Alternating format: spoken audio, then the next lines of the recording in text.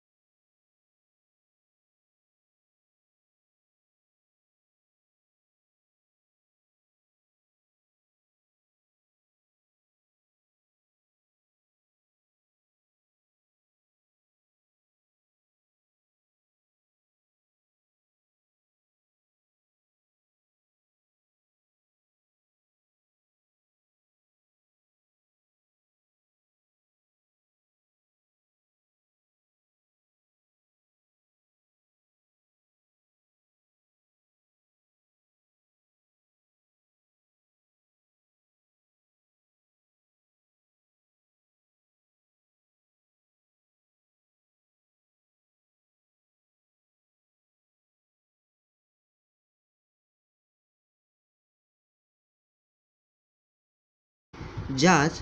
अब इसमें प्रक्षेपण यानी लॉन्चिंग करना है ना, छोड़ना उसे। अब आगे के इसमें देखते हैं। पृथ्वी उपग्रह को 25 फरवरी 1988 को सुबह 11:23 पर छोड़ा गया। यह देश के रॉकेट विज्ञान के इतिहास में एक युगांतरी घटना थी।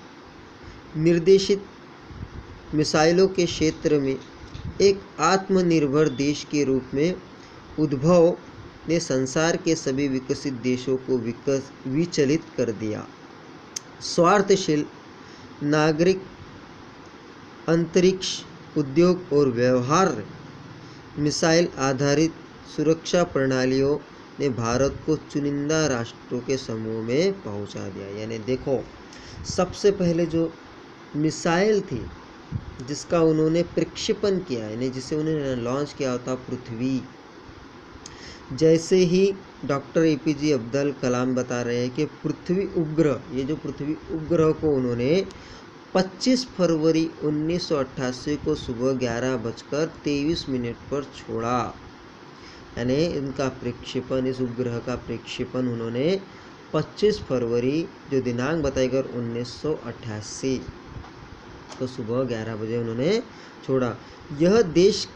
यह देश के रॉकेट विज्ञान में इतिहास में एक युगांतरिक घटना थी। युगांतरिक मतलब युग प्रवर्तक। यानी जब सब देख रहे होंगे कि पृथ्वी का निर्माण हुआ और डॉक्टर एपीजे अब्दुल कलाम ने किया और इसे छोड़ा गया, ये घटना को ये विज्ञान के इतिहास में एक युग परिवर्तन करने वाली घटना थी। निर्देशों मिसाइल के क्षेत्र में एक आत्मनिर्भर देश के रूप में उद्भव में संसार के सभी विकसित देशों को विचलित कर दिया। भारत ने क्या किया, एक आत्मनिर्भर देश बनकर बता दिया कि वे भी ऐसी बहुत अच्छी अच्छी मिसाइलें बना सकती है और यहाँ के नागरिक भी कैसे है, सामर्थ्यशील, यानी ये आत्मनिर्भर भी है, ये स्वयं भी इस प्रकार की मिसाइल निर्माण कर सकते हैं। और आधारित शिक्षा प्रणालियों ने भारत को चुनिंदा राष्ट्रों के समूह में पहुंचा दिया। चुनिंदा राष्ट्र मतलब जो विकसित राष्ट्र है, वे सभी राष्ट्रों के बीच भारत को भी इस मिसाइल ने खड़ा कर दिया। अब आगे की पंक्ति देखिए, आगे का पैराग्राफ देखते हैं, परिच्छेद देखते हैं। लेकिन क्या एक पृथ्वी ही पर्याप्त था, यानी भारत देश के लिए केवल एक ही मिसाइल जो पृथ्वी थी वही उन्हें पर्याप्त था? हाँ, क्या 4-5 मिसाइल प्रणालियों का स्वदेशी विकास हमें पर्याप्त रूप में ताकतवर बना सकता था?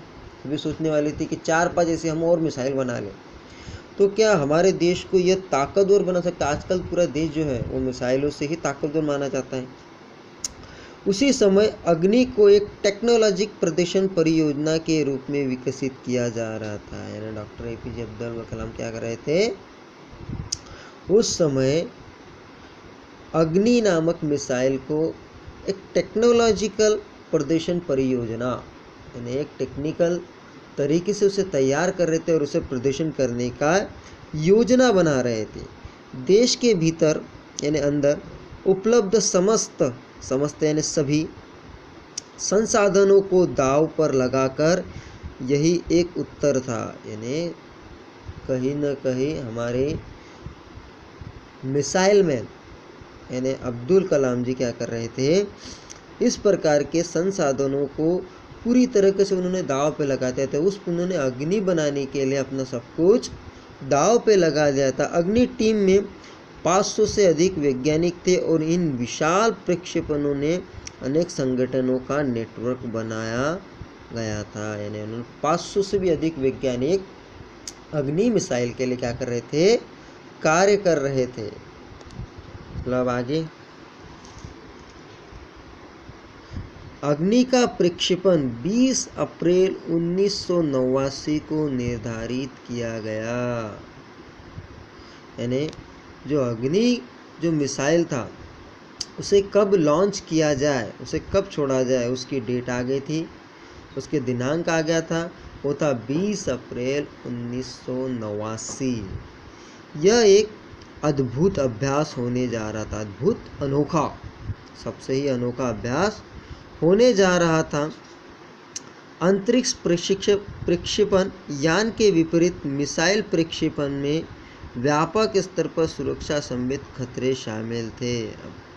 आप तो सभी जानते हैं, जब हम मिसाइल बनाते हैं, छोड़ते हैं, उसे लॉन्च करते हैं तो अंतरिक्ष में भी बहुत सारे खतरे लागू हो जाते हैं। हाँ, तो ये कहीं ना कहीं ये बहुत ही बड़ी बात थी। इसके लिए सुरक्षा संबंधित खतरे शामिल थे, यानी सुरक्षा भी रखना आवश्यकता। कहीं यह मिसाइल कुछ अनिष्ट ना कर दे, सारी सोचा जाता था। प्रक्षेपण की पूर्व तैयारी की सारी गतिविधियां तय कार्यक्रम के अनुसार पूरी हो गई। यानी उसे लॉन्च करने के लिए पूर्व जो तैयारी होती है मिसाइल की, वो सारी गतिविधियां कैसे हो गई, कार्यक्रम के अनुसार पूरी की गई।